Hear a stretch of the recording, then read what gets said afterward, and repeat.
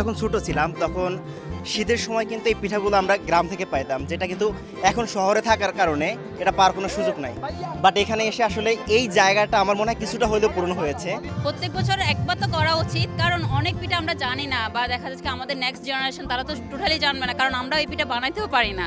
তো এই মেলার সুবাদে তারা কিন্তু করে জানতে পারবে কোন পিঠা কেমন, বা কোন এরিয়ার কোনটা ঐতিহ্যবাহী পিঠা, সেইটা তারা চিনতে পারবে, জানতে পারবে। আমার মনে হয় এটা করা উচিত।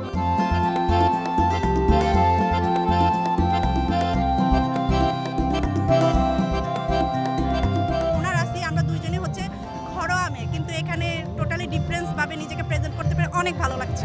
আমাদের প্রত্যেকটা স্থানে প্রত্যেকটা মাসে মাসে আমি মনে করি এমন একটা ইভেন্ট দরকার আমাদের জন্য। এখানে সবাইকে চেনা জানা পরিচয় আন্ডারস্ট্যান্ডিং খাওয়া দাওয়া সব কিছু এভরিথিং। তুই যদি আমার হইতি রে ও বন্ধু, আমি হইতাম তোর।